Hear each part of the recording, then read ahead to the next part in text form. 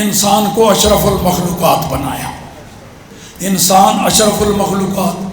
پھر انسانوں میں فرق، کافر سے مومن کا مقام اونچا،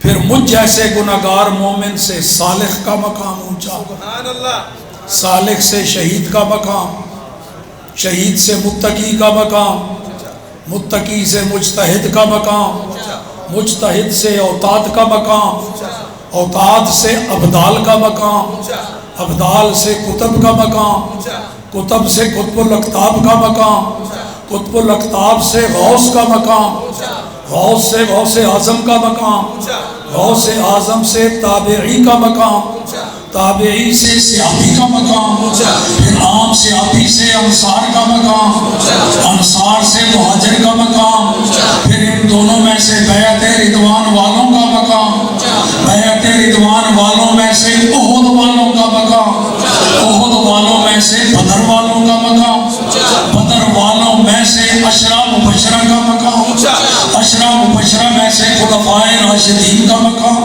خلفائے راشدین میں سے صدیق اکبر کا مقام، صدیق اکبر سے نبی کا مقام، نبی سے رسول کا مقام، رسولوں میں اولو العزم کا مقام، اولو العزموں میں جناب خلیل اللہ کا مقام، اور جناب خلیل اللہ سے محمد رسول اللہ کا مقام۔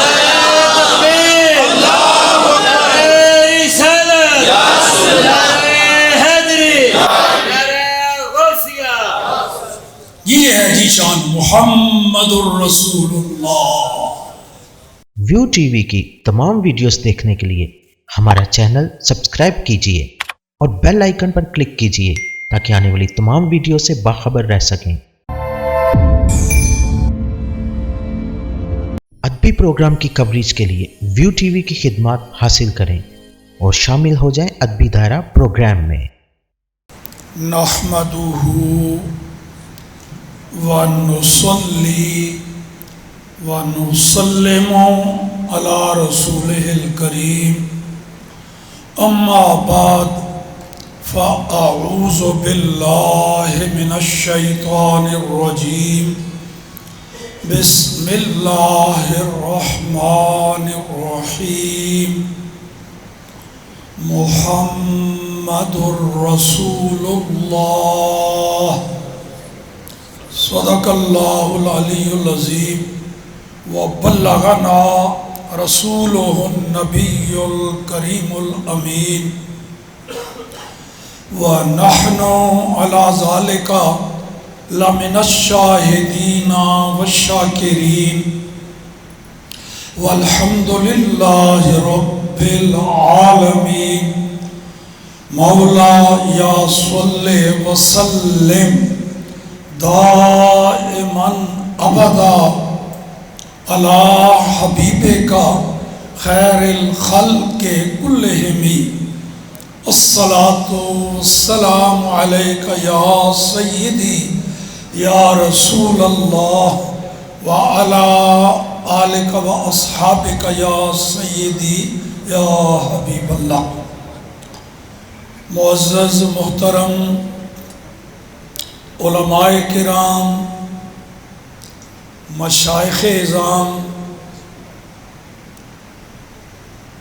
ائمہ علاقہ کے خطبہ،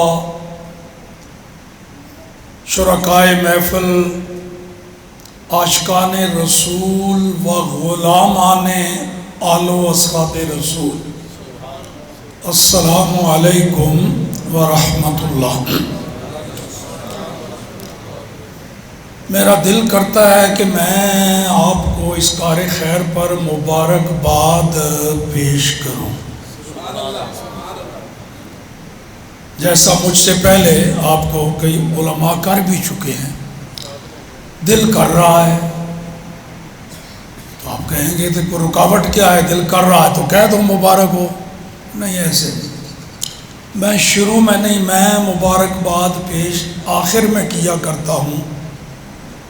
اس وقت مبارکباد پیش کرتا ہوں جب مجھے بھی پتہ ہو کہ میں کیوں مبارک دے رہا ہوں، آپ کو بھی پتہ ہو کہ آپ مبارکباد کے لائق کیوں ہیں۔ ایسے ہی رواجی رسمی مبارکباد نہیں، حقیقی مبارکباد۔ دیکھیے صاحب،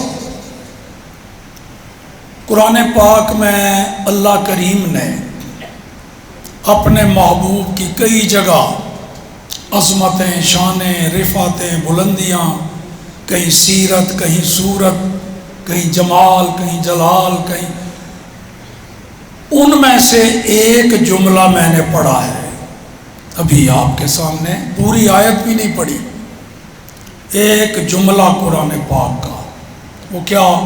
محمد الرسول اللہ۔ یہ رب کا فرمان ہے قرآن پاک میں۔ تو اب بتانا یہ ہے میں نے کہ جس ہستی کو اللہ نے قرآن پاک میں اس لقب سے ملقب فرمایا، اس عنوان سے معنون فرمایا، یہ پیارا مقدس نام اپنے محبوب کے لیے منتخب فرمایا، اس محبوب کی عظمت، رفعت، شان کیا ہے؟ جس کو اللہ محمد الرسول اللہ فرما رہا ہے، اس کی عظمتیں کیا ہیں؟ غور فرمائیے، مخلوقات میں سب سے اونچا مقام، مخلوقات میں، خالق کا مقام تو باہر بلند و بالا ہے نا، مخلوقات میں، موجودات میں، کل کائنات میں سب سے اونچا اور اعلیٰ مقام جس ہستی کا ہے وہ وہی ہے جسے رب نے قرآن میں محمد الرسول اللہ، سب سے بلند و بالا۔ اس عقیدے کو تعبیر کرنے کے لیے مختلف لفظ بولے جاتے ہیں، باتیں ذرا سادہ سادہ ہی ہوں گی، توجہ رہے گی تو انشاءاللہ اتنی ضمانت دیا کرتا ہوں کہ بات اگر کوئی میری سنے تو دو ضمانتیں، سمجھ بھی ضرور آئے گی اور بعد میں یاد بھی رہے گی کہ یہ بات بیان ہوئی تھی۔ دیکھیے جناب، یہ جو میں نے عقیدہ بیان کیا ہے کہ مخلوقات میں سب سے بلند و بالا مقام جس ہستی کا ہے وہ وہی ہے جس کا نام اللہ نے قرآن میں یوں ذکر کیا، محمد الرسول اللہ۔ یہ عقیدہ بیان کیا نا جی، اس کے لیے لفظ دیکھیے ذرا، یوں بھی اگر میں کہوں کہ پوری کائنات میں ہمارے آقا سے اوپر مقام کسی کا، کیوں جی؟ حق ہے نا، یہی ہے نا ہمارا عقیدہ، پوری کائنات میں اگلوں پچھلوں میں ہمارے آقا سے اوپر مقام و مرتبہ کسی کا، تو یہ بھی اسی عقیدے کا بیان ہے۔ لیکن اگر اس سے زیادہ میٹھے اور لذیذ لفظ مل جائیں اسی عقیدہ کو بیان کرنے کے لیے، حالانکہ جو بیان کیا وہ حق ہے، سچ ہے وہی، لیکن اگر اس سے زیادہ بہتر لفظ مل جائیں تو یہ لفظ واپس لینے میں کوئی ہچکچاہٹ نہیں محسوس کرنی چاہیے۔ پہلے کیا لفظ کہے کہ ہمارے آقا سے اوپر مقام کسی کا ہے تو حق، لیکن کوئی وہم کرنے والا کسی کے ذہن میں شیطان وسوسہ ڈالے، کہتا ہے دیکھو وہ ایک بابا آیا تھا ان کی مسجد میں، بتا گیا کہ ان سے افضل کوئی نہیں، یہ تو نہیں کہا نا کہ ان کے برابر بھی کوئی نہیں، افضل کوئی نہیں، ان کے برابر سینکڑوں ہو سکتے ہیں۔ اس وہم کا ازالہ کرنے کے لیے میں لفظ بدل رہا ہوں، ہے حق، سچ، بدل رہا ہوں۔ ہمارا عقیدہ یہ ہے بھری کائنات میں ہمارے آقا جیسا بھی کوئی نہیں، مثل بھی کوئی نہیں، افضل اعلیٰ تو بات کی بات ہے نا، ان جیسا ہے ہی کوئی نہیں۔ تیرے خلق کو حق نے عظیم کہا، تیری خلق کو حق نے جمیل کیا، کوئی تجھ سا ہوا ہے نہ ہوگا، تیرے خالق کے اس ہے ہی کوئی۔ میں ایک دفعہ پھر لفظ بدلنے لگا، عقیدہ وہی بیان کرنا ہے، لفظوں کی تعبیر برابر ہونا بھی بات کی بات ہے بھائی۔ ہمارا تو عقیدہ یہ ہے، ہمارے بزرگوں نے بتایا پوری کائنات میں ہماری آقا کے شان کے قریب بھی کوئی نہیں پہنچا، برابر تو بات کی بات ہے، قریب بھی کوئی نہیں۔ بقول امام بصیری فرماتے ہیں فاق النبیین فی خلق و فی خلق، فاق النبیین فی خلق و فی خلق، ہمارے آقا تو سارے نبیوں سے آگے نکل گئے، صورت میں بھی اور سیرت میں بھی آگے نکل گئے۔ وَلَمْ يُضَانُّوهُ فِي عِلْمٍ وَلَا كَرَمٍ، یہ نہیں فرمایا لم یصاووہ، یہ نہیں فرمایا کہ سارے نبی علم میں اور سخاوت میں ہمارے آقا کے مثل نہیں، برابر نہیں، یہ نہیں فرمایا۔ لم یضانُّوہ، سارے نبی جمع کر لیے جائیں، سب کی شانیں عظمتیں، سیغہ جمع کا تو لم یضانُّوہ، ہمارے آقا کی عظمتوں کے قریب بھی نہیں پہنچے۔ اس ہستی کا نام ہے محمد الرسول اللہ۔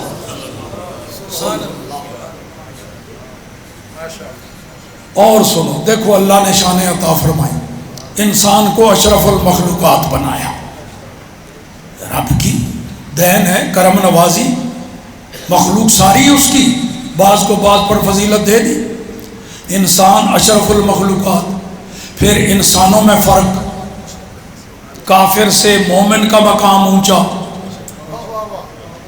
پھر مجھ جیسے گناہگار مومن سے صالح کا مقام اونچا، صالح سے شہید کا مقام، شہید سے متقی کا مقام، متقی سے مجتہد کا مقام، مجتہد سے اوتاد کا مقام، اوتاد سے ابدال کا مقام، ابدال سے قطب کا مقام، قطب سے قطب الاقطاب کا مقام، قطب الاقطاب سے غوث کا مقام، غوث سے غوث اعظم کا مقام، غوث اعظم سے تابعی کا مقام، تابعی سے صحابی کا مقام، پھر عام صحابی سے انصار کا مقام، انصار سے مہاجر کا مقام، پھر ان دونوں میں سے بیعت رضوان والوں کا مقام، بیعت رضوان والوں میں سے احد والوں کا مقام، احد والوں میں سے بدر والوں کا مقام، بدر والوں میں سے عشرہ مبشرہ کا مقام، عشرہ مبشرہ میں سے خلفائے راشدین کا مقام، خلفائے راشدین میں سے صدیق اکبر کا مقام، صدیق اکبر سے نبی کا مقام، نبی سے رسول کا مقام، رسولوں میں اولو العزم کا مقام، اولو العزموں میں جناب خلیل اللہ کا مقام، اور جناب خلیل اللہ سے محمد رسول اللہ کا مقام۔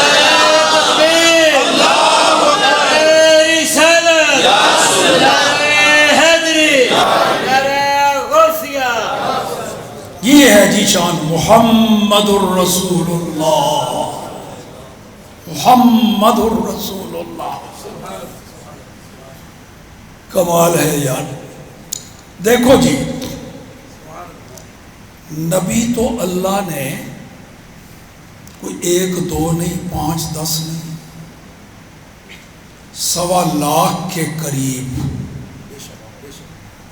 1,24,000 کی بھی روایت ہے، کم و بیش بھی، یعنی 1.25 لاکھ کے قریب نبی رب نے بھیجے، سارے ہی سچے، ہمارا ایمان ہے برحق، سارے، سب کو اللہ نے نبوت عطا فرمائی، سب کی طرف اللہ نے وحی بھیجی، سارے سچے، سب گناہوں سے پاک ہیں، معصوم ہیں، لیکن مقام اور مرتبے نبیوں میں بھی اللہ نے جدا جدا رکھے، فرق ہے۔ وہ فرق جو ہے ان میں سے ایک فرق یہ بھی، وہ جو 1.25 لاکھ کے قریب نبی ہیں ان میں سے ایک نبی بھی ایسا نظر نہیں آئے گا، ایک بھی، جو اپنی امت کے لیے تو نبی ہو لیکن کسی دوسرے نبی کا امتی بھی ہو، ایک بھی ایسا نظر نہیں آئے گا۔ حالانکہ ایک ایک زمانے میں کئی نبی آئے بیک وقت، ایک ہی زمانے میں، مگر کوئی نبی کسی دوسرے نبی کا امتی نہیں ہوا، ایک بھی ایسا نہیں 1.25 لاکھ میں۔ میں یہ جملہ پھر دہرا رہا ہوں کیونکہ اس پر آگے جو دوسرا جملہ میں نے کہنا ہے نا، اس کا ذائقہ میٹھا تبھی لگے گا جب یہ جملہ پہلے آپ ذہن نشین کر لیں، بلکہ زبان سے بھی کہہ دیں۔ ان 1.25 لاکھ نبیوں میں سے ایک بھی ایسا نہیں جو کسی دوسرے نبی کا امتی ہو۔ اچھا اب بدل رہا ہوں جملہ، ان 1.25 لاکھ نبیوں میں سے ایک بھی ایسا نہیں جو ہمارے آقا کا امتی نہ ہو۔ نعرہ تکبیر، نعرہ رسالت، نعرہ رسالت، نعرہ تحقیق، نعرہ حیدری، عظمت و شان مصطفیٰ، مقام مصطفیٰ۔ کیوں جی فرق پڑ گیا کہ نہیں؟ سبحان اللہ۔ ایک بھی ایسا نہیں جو ہمارے آقا کا امتی نہ ہو، سارے نبی بھی ہمارے آقا کے امتی ہیں۔ بقول امام تاج الدین سبکی رحمۃ اللہ تعالی علیہ فرماتے ہیں انہ صلی اللہ تعالی علیہ وآلہ وسلم مرسل الی جمیع الانبیاء والامم السابقہ۔ ہمارے آقا صلی اللہ علیہ وسلم پہلے نبیوں کے بھی نبی بن کے آئے اور ان کی امتوں کے بھی نبی بن کے آئے، سب کے۔ اور یہی بات اعلیٰ حضرت نے بھی ایک اشارے میں کہی ہے۔ اعلیٰ حضرت سے ادب تو کوئی اعلیٰ حضرت سے سیکھے۔ دیکھو ذرا، محبت، عشق و محبت، عشق و محبت، عشق و محبت۔ دیکھو کیسے ذکر فرماتے ہیں نبیوں کا، اپنے آقا کی شان بھی تقابل بھی کر جاتے ہیں مگر باقی نبیوں کی شان میں کسر نہیں آنے دیتے۔ دیکھو کیا کہتے ہیں، ملک کونین میں انبیاء تاجدار، ملک کونین میں انبیاء اور تاجداروں کا آقا، یہ نہیں کہہ رہے نبی ہماری طرح کا بشر ہوتا ہے، بس جیسے ڈاکیا ہوتا ہے وہ ہوتا ہے، بڑا بنا ہے۔ سارے نبی تاجدار، ملک کونین میں انبیاء تاجدار، تاجداروں کا آقا۔ ایک اور عقیدے کی طرف بھی اشارہ کیا اعلیٰ حضرت نے اپنے اسی نعتیہ کلام میں، تو وہ نعتیہ کلام آپ نے کئی بار سنا ہوگا، خود نعت خانوں نے پڑھا ہوگا، آج بھی ہو سکتا ہے وہ، اس میں اشارہ ملتا ہے۔ وہ اشارہ ہو سکتا ہے آپ کو کسی نے متوجہ نہ کیا ہو، وہ شعر تو آپ نے کئی بار سنے ہوں گے، مگر جدھر میں اشارہ کرنا، اعلیٰ حضرت نے جدھر اشارہ کیا متوجہ کرنا چاہتا ہوں۔ دیکھیے اعلیٰ حضرت ایک خواہش کا اظہار فرما رہے ہیں، ایک تمنا، ایک خواہش. وہ خواہش یہ ہے کہ اگر کہیں ایسا موقع مل جائے مجھے، اللہ کے جتنے نبی ہیں وہ سارے کسی ایک جگہ جلوہ گر ہوں، تشریف فرما ہوں، مجھے ان کی خدمت میں حاضری کا موقع مل جائے، یہ سعادت مجھے ملے، تو میں ان سارے نبیوں کی بارگاہ میں بڑے ادب سے ایک سوال عرض کروں. یہ خواہش کا اظہار نعتیہ کلام میں خواہش کا اظہار فرما رہے ہیں.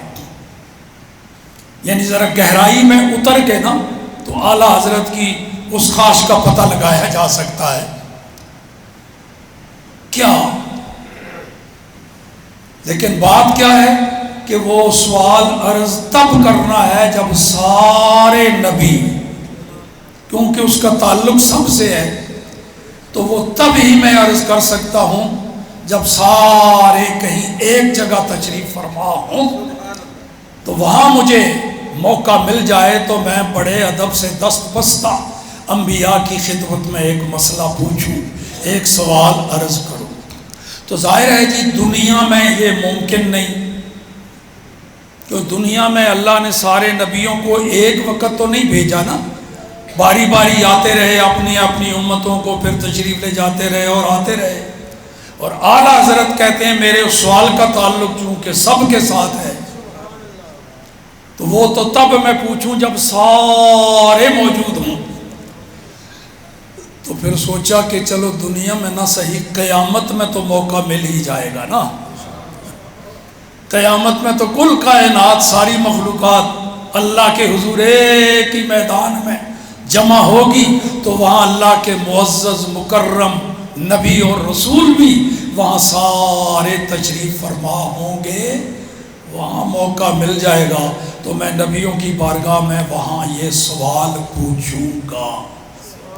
دیکھیے ذرا سوال کتنا بلند و بالا، اور لہجہ دیکھیے اعلیٰ حضرت کا کتنا مؤدبانہ. کیا پوچھوں؟ کہتے ہیں انبیاء سے کروں عرض، انبیاء سے کروں عرض، کیوں مالک کو، سارے نبیوں کو مالک کہہ رہے ہیں. انبیاء سے کروں عرض کیوں مالک کو، کیا نبی ہے تمہارا ہمارا نبی؟ میں یہ سوال پوچھوں، اے اللہ کے مقدس نبی ہو، ذرا یہ تو بتاؤ وہ جو ہمارا نبی ہے کیا تمہارا بھی وہی نبی ہے؟ یہ سوال پوچھنا ہے نبیوں سے. انبیاء سے کروں عرض کیوں مالک ہو، کیا نبی ہے تمہارا ہمارا نبی؟ عرض کیا ہے نا. کچھ لوگ تو کہتے ہیں نبی کو پتہ کوئی نہیں قیامت میں کیا ہوگا، کل کا پتہ کوئی نہیں. اعلیٰ حضرت نبی نہیں، صحابی بھی نہیں، تابعی بھی نہیں، رسول اللہ کی امت کے ایک عاشق، حضور کے ایک غلام. وہ فرماتے ہیں مجھے پتہ ہے قیامت میں کیا ہوگا، سوال میں قیامت میں پوچھوں گا، نبی کیا جواب دیں گے تو میں یہاں ہی بتا جاتا ہوں کہ وہاں نبی کیا جواب دیں گے. یہ تو ہو گیا نا جی سوال ہے کہ میں یہ سوال نبیوں سے کروں گا تو جواب کیا ہوگا نبیوں کا. وہ بھی اسی نعتیہ کلام میں فرماتے ہیں نبیوں کا جواب کیا ہونا ہے. یہ سن، احمد رضا پوچھا ہے تو پھر سن. وہ جیسے سب کا خدا ایک ہے ویسے، جیسے سب کا خدا ایک ہے ویسے ہی ان کا ان کا تمہارا ہمارا.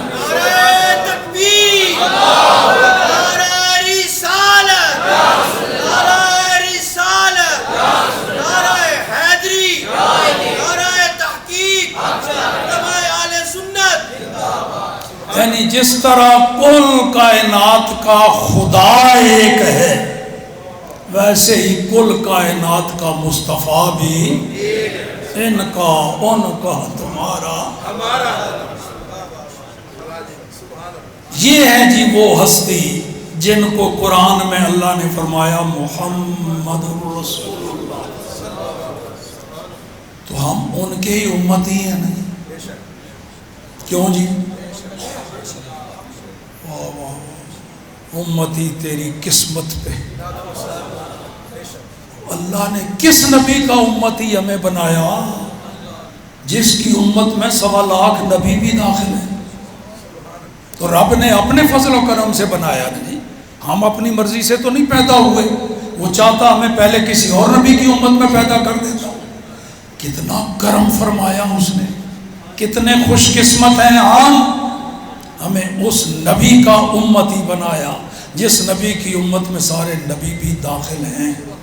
کیوں جی؟ ہو نا قسمت والے، مبارکباد کے لائق ہو کے نہیں؟ بے شک آپ کو مبارکباد پیش کرتا ہوں کہ اللہ نے ہم سب کو اپنے محبوب کا امتی بنایا۔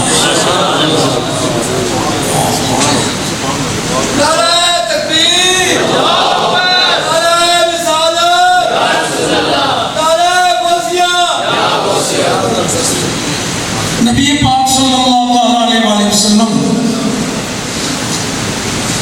جب اعلان نبوت فرمایا مکہ مکرمہ میں، تو سب سے پہلے ایمان لانے والی ہستی بالغ مردوں میں صدیق اکبر، مستورات میں آزاد عورتوں میں ام المومنین سیدہ خدیجہ الکبریٰ، غلاموں میں زید بن حارثہ، نابالغ بچوں میں مولا علی شیر خدا، اور بالغ مردوں میں صدیق اکبر۔ تو باڈی گارڈ پھر صدیق اکبر ہی بنے۔ تو نبی پاک نے وہاں مکہ مکرمہ میں ناساز حالات کے باوجود ایک مدرسہ قائم کر دیا، اس کا نام تھا دار ارقم، حدیثوں میں آتا ہے۔ تو صحابہ اکرام کو جو ایمان لانے والے چند ایک تو تھے نا، ان کو پتہ ہوتا تھا کہ نبی پاک اس وقت اس مدرسے میں وہاں بیٹھتے ہیں، تو صحابہ اکرام چھپ چھپا کے لوگوں سے سرکار کی بارگاہ میں پہنچ جاتے، فیض حاصل کرتے۔ پھر ایک وقت آیا کہ اللہ پاک نے حکم دے دیا محبوب اس شہر کو چھوڑ دو، ہجرت کرو۔ صحابہ کو پہلے اجازت دے دی، کچھ صحابہ چلے گئے، کچھ سرکار کے ساتھ آ گئے، کچھ بعد میں مدینہ منورہ میں آ گئے۔ ساتھ کون آیا؟ صدیق اکبر رضی اللہ تعالیٰ، ساتھ وہ آئے۔ اور آتا ہے کہ راستے میں جب کوئی پوچھتا، صدیق اکبر چونکہ بڑے مشہور و معروف تاجر تھے نا، عرب میں زیادہ شناخت پہچان تھی ان کی، رسول اللہ صلی اللہ تعالیٰ علیہ وآلہ وسلم کی زیادہ شناخت پہچان اس وقت نہیں تھی، کیونکہ صدیق اکبر تجارت کے سفر ادھر ادھر کرتے رہتے تھے نا۔ راستے میں جہاں کہیں بھی کوئی سفر میں، اس ہجرت کے سفر میں کوئی صدیق اکبر کو پہچانا تو پوچھتا کہ یہ کون ہے، تو کہتے ہیں رجل یہدینی الی الطریق، یہ وہ شخص ہیں مجھے راستہ پتہ نہیں، تو میں نے کہیں جانا ہے تو یہ مجھے راستہ بتاتے ہیں میرے ساتھ۔ ان کی مراد اور ہوتی، سننے والا یہ سمجھتا کہ شاید یہ زمینی راستہ ساتھ ہے۔ اللہ اللہ اللہ۔ پہنچے تو شہر مدینہ میں داخل ہونے سے پہلے باہر ایک بستی میں ٹھہر گئے، 21 دن قیام کیا وہاں قباء میں۔ وہاں کیا کیا؟ مسجد بنائی۔ اپنا گھر نہیں بنایا، مکان کوئی نہیں وہاں پر، مسجد بنا دی۔ وہ تیار ہو گئی مسجد، 21 دن کے بعد پیغام بھیجا مدینہ والوں کو، آؤ وہی لے جاؤ۔ آئے جی وہ جناب جلوس بنا کے تلواریں لٹکائی ہوئی یہاں کے نعرے لگاتے ہوئے سرکار کو لے کے جا رہے ہیں۔ وہاں پہنچے نبی کریم صلی اللہ تعالیٰ علیہ وآلہ وسلم، تو ایک خالی پلاٹ پڑا ہوا دیکھا، فرمایا یہ بھائی کس کا ہے پلاٹ؟ کہا جی یہ 2 یتیم بچے ہیں ان کا ہے۔ فرمایا ان کو بلاؤ، ان سے سودا کرتے ہیں، یہاں مسجد بنانی ہے، یہاں مسجد بنا۔ بلایا گیا تو نبی پاک نے فرمایا بچو یہ پلاٹ میں تم سے خریدنا چاہتا ہوں، تو یہ اس کے پیسے لے لو، یہ مجھے دے دو، یہاں مسجد بنانی ہے۔ انہوں نے کہا یا رسول اللہ صلی اللہ علیہ وسلم ہم اس کی قیمت اللہ سے لیں گے، آپ اس پر مسجد بنائیں۔ لیکن رسول اللہ صلی اللہ علیہ وسلم نے یہ قبول نہیں فرمایا، کیونکہ بچے یتیم تھے۔ تو صدیق اکبر کو کہا اس پلاٹ کی جتنی قیمت بنتی ہے نا تم اپنے پالے سے دے دو، یہاں مسجد بنانی۔ ہو گیا جی، بنائی مسجد مدینہ منورہ میں۔ بھی اپنا حجرہ کوئی نہیں بنایا، رہائش کوئی نہیں بنائی، سب سے پہلے مسجد بنائی، تو ساتھ ہی ایک مدرسہ بھی بنا دیا جس کا نام ہے صفا۔ کوئی بلڈنگ نہیں، چھت بات کوئی نہیں، تھڑا سا بنا دیا، نیچے کھجور کے ستون، اوپر پتے، چھت مٹی، چلو جی مدرسہ بنا دیا۔ اب غور فرمائیں ذرا کیا کہنے لگا ہوں۔ نبی پاک صلی اللہ تعالی علیہ وآلہ وسلم نے سب سے پہلے اپنے گھر اور کوٹھیاں اور بلڈنگیں بنائیں یا سب سے پہلے مسجد اور مدرسہ بنایا؟ تو یہ کام جو آپ کر رہے ہیں مسجد مدرسہ بنانا، یہ تو وہ کام کر رہے ہیں جو رسول اللہ نے خود کیا۔ تو سرکار کی سنت پر عمل پیرا ہونے کی سعادت مل رہی ہے نا آپ کو۔ وہ کام آپ کی قسمت میں لکھا ہے جو سرکار نے کیا، تو یہ تھوڑی خوش قسمتی ہے، مبارکباد کے لائق ہوئے کہ نہیں؟ اس واسطے اس پر بھی آپ کو مبارکباد پیش کرتا ہوں۔ پھر یہ بھی کہ سب سے پہلی مسجد اور مدرسہ جو بنا اسلامی تاریخ میں مدینہ میں، اس کا پیسے تو خرچ کیے صدیق اکبر رضی اللہ تعالیٰ عنہ نے، تو گویا صدیق اکبر بانی ہو گئے نا اس مسجد مدرسہ کے۔ تو مبارکباد آپ کو پیش کرتا ہوں، آپ نے رسول اللہ کی روح کو خوش کر دیا، مسجد اور مدرسے کا نام صدیق اکبر کے نام پر رکھ۔ نعرہ تکبیر، نعرہ رسالت، نعرہ تحقیق، نعرہ حیدری۔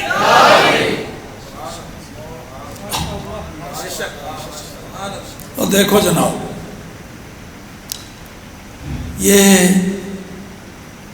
ڈاکٹر صاحب کی والدہ کا حصہ سنا، ایک صحابی ہیں جن کا نام ہے حضرت سعد بن عبادہ رضی اللہ تعالی عنہ،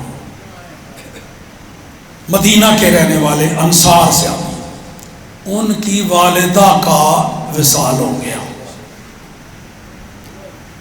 تو وہ رسول اللہ صلی اللہ علیہ وسلم کی بارگاہ میں مسئلہ پوچھنے کے موقع پر موجود نہیں تھے، جب وصال ہوا کہیں گئے ہوئے تھے، آئے تو پھر حضور کی بارگاہ میں حاضر ہوئے، تو عرض کی یا رسول اللہ صلی اللہ علیہ وسلم میری ماں فوت ہو گئی، ان ام سعد قد ماتت، میری ماں فوت ہو گئی، ای الصدقۃ افضل، حضور صدقہ کون سا زیادہ افضل اور اعلیٰ ہوگا جو میں ماں کی طرف سے کروں، اس کا ثواب ماں کو، کون سا صدقہ بہتر ہوگا؟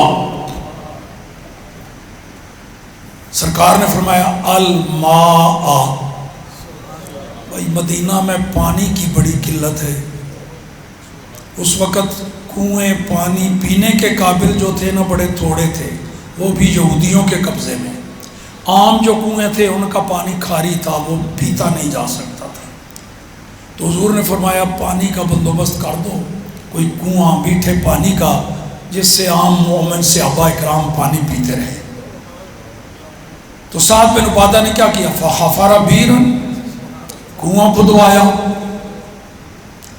جب پانی نکل آیا کنواں تیار ہو گیا، تو کنویں کے بنیرے کے اوپر منڈیر کے اوپر کھڑے ہو کے کیا کہا؟ ھذہ لأم سعد، یہ کنواں سعد کی ماں کا ہے. میں حدیث سنا رہا ہوں، ٹھیک ہے جی، یہ ہے حدیث. تو غور فرمائیں ذرا، اس سے مسئلے کتنے ثابت ہوئے. حدیث تو دو لفظی ہو گئی، ترجمہ آپ نے سن لیا، بڑے مسئلے ثابت ہو گئے. نمبر ایک، دنیا سے جانے کے بعد کسی کو ثواب پہنچانے کا انتظام کرنا یہ سنت صحابہ ہے اور خود رسول اللہ سے اجازت لی ہے. نمبر دو، صحابی نے یہ نہیں پوچھا حضور صدقہ کروں کہ نہ کروں، یہ نہیں پوچھا. پوچھا کون سا صدقہ افضل ہے. وہ نہ پوچھنا اس بات کی دلیل ہے کہ وہ تو طے شدہ بات تھی کہ کرنا ہے، جائز ہے، کوئی مسئلہ ہی نہیں. صرف یہ پوچھا کہ بہتر کون سا رہے گا. نمبر تین، صدقہ وہ کرنا چاہیے جو مسلمانوں کے لیے زیادہ فائدہ پہنچائے. تو وہاں پانی زیادہ مفید تھا. نمبر چار، صدقہ ایسا ہونا چاہیے جو ایک ہی دفعہ کھا پی کے ختم نہ ہو جائے، صدقہ جاریہ چلتا رہے، ثواب پہنچتا رہے. جیسے مسجد اور مدرسہ، یہ صدقہ جاریہ ہے نا. مسجد مدرسہ میں جو کچھ کسی نے خرچ کر دیا، اس نے قیامت تک چلتے رہنا ہے، ثواب چلتا رہے گا. نمبر پانچ، ہمیں لوگ جناب خواہ مخواہ ہوتا مارتے رہتے ہیں، جی کہتے ہو داتا صاحب کا یہ دیگ ہے، یہ بکرا غوث پاک کا، یہ شرک ہے، شرک ہے. کیسے ہو گیا جی یہ بکرا غوث پاک کا؟ یہ میں کہتا ہوں سعد بن عبادہ سے پوچھو، انہوں نے یہ کیوں کہا یہ کنواں سعد کی ماں کا ہے، یہ کنواں میری ماں کا ہے. وہی بات ہم کہتے ہیں، وہی صحابی نے کہی. مقصد یہ نہیں تھا ان کا کہ یہ کنواں سعد کی ماں کا ہے، اس کا مطلب ہے پانی وہ پئیں گی نہیں، لوگ پئیں گے، ثواب میری ماں کو. تو ہم بھی جب کہتے ہیں یہ بکرا غوث پاک کا ہے، یہ مراد نہیں ہوتی کہ سرکار غوث پاک اس کو لے جائیں گے کھائیں، نہیں، کھائیں گے غربا، ثواب سرکار کی بارگاہ میں. تو یہ حدیث سے ثابت. اچھا، اور پھر کہتے ہیں جی تم بھی عجیب لوگ ہو، ختم شریف پڑھتے ہو تو آگے کھانا پہلے رکھ کے تو پھر یہ ناجائز ہے. کھانا دیکھو میں پڑھا رہے گا تو یہاں دعا کر دو، سامنے کیوں رکھتے ہو؟ کبھی فروٹ رکھا ہوتا ہے، کبھی کھانا رکھا ہوتا ہے. دعا مسجد میں کر دو، کھانا گھر پڑا رہے. ٹھیک ہے، کوئی حرج نہیں، ہم ضروری نہیں سمجھتے، لیکن ناجائز بھی تو نہیں. اگر ناجائز ہوتا تو سعد بن عبادہ نے کنواں کھدوا دیا تھا، کنویں کے اوپر کھڑے ہو کے کیوں دعا کی؟ مسجد میں جا کے کر دیتے. کنویں کو سامنے رکھ کے اشارہ کر کے، لگتا ہے منع کوئی نہیں. اچھا، ایک اور بھی سوال. کہتے ہیں جی ابھی کھانا تو تم نے تقسیم کیا کوئی نہیں، لنگر بانٹا کوئی نہیں، پہلے ہی دعا کرتے ہو یا اللہ اس کا ثواب فلاں فلاں فلاں ہو، ثواب ابھی ملا ہی کوئی نہیں. وہ تو جب کھانا کھلا دو گے ثواب ملے گا تو پھر ہے. کہتے ہو سعد بن عبادہ نے کنواں کھدوایا، پانی ابھی ایک بھی بندے نے نہیں پیا تھا، پہلے ہی دعا کر دی یا اللہ بھی سے جو جو پانی پیے گا تو ثواب عطا فرمائے گا، میری ماں کو دیتے جانا. تو وہاں بھی ایک صحابی نے ماں کے ایصال ثواب کا اہتمام کیا تھا، تو یہاں بھی ہمارے ڈاکٹر صاحب نے اپنی ماں کو ثواب پہنچانے کا اہتمام کیا ہے. میرا خیال ہے گل چھڈی میں کوئی نہیں. آج جتنے تھوڑے دو عنوان دسے سن تو میں 3 دس چھڑے. وآخر دعوانا ان الحمدللہ رب العالمین. مصطفیٰ جان رحمت لاکھوں سلام، شمع عزم ہدایت بینا جس طرف اٹھ گئی دم میں دم آ گیا، جس طرف اٹھ گئی دم میں دم آ گیا، جس طرف اٹھ گئی دم میں دم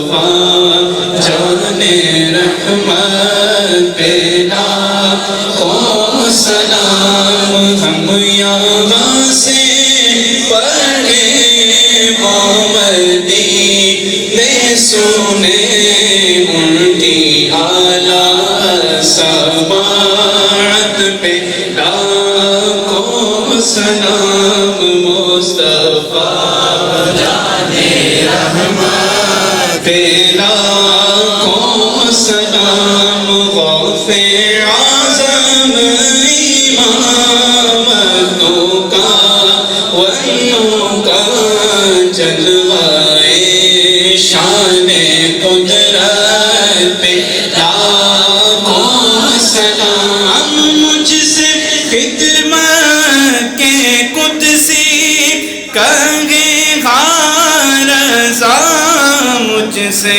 خدمت کے قدسی کہے ہاں رضا مصطفیٰ جان رحمت پہ لاکھوں سلام شمع بز میں ہدایت پہ لاکھوں سلام اللہم صلی وسلم وبارک علی سیدنا و مولانا محمد و آلہ و صحبہ اجمعین کما تحب و ترضا۔ میرے اللہ تیرے گھر میں بیٹھ کے کچھ وقت تیرا ذکر کیا، تیرے محبوب کا ذکر کیا، تیرے محبوب کے محبوبوں کا ذکر کیا، درود و سلام پڑھا، قرآن پاک کی تلاوت ہوئی، دینی شرعی مسائل بیان کیے گئے، سب کا ثواب تیرے محبوب اور ہمارے آقا امام الانبیاء شفیع المذنبین رحمت العالمین کی بارگاہ میں نیاز مندانہ ہدیہ کے طور پر پیش کرتے ہیں، قبول و منظور فرما۔ آپ کے وسیلہ سے سارے نبی و رسولوں کو ثواب عطا فرما، سب صحابہ کرام کو، ازواج مطہرات کو، اہل بیت اطہار کو، تابعین تبع تابعین، شہداء، مفسرین، محدثین، ائمہ مجتہدین، علماء ربانیین، خدام دین، سب کو ثواب عطا فرما۔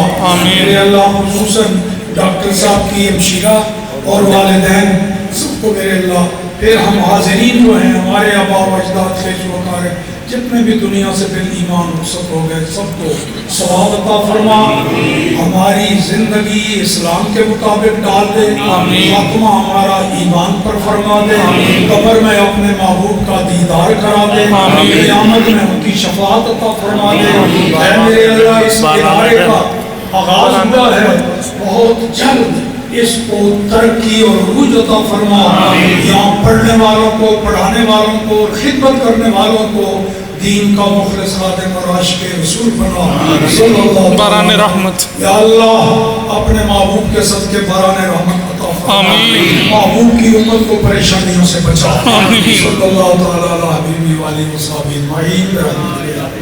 ویو ٹی وی کی تمام ویڈیوز دیکھنے کے لیے ہمارا چینل سبسکرائب کیجیے اور بیل آئیکن پر کلک کیجیے تاکہ آنے والی تمام ویڈیو سے باخبر رہ سکیں۔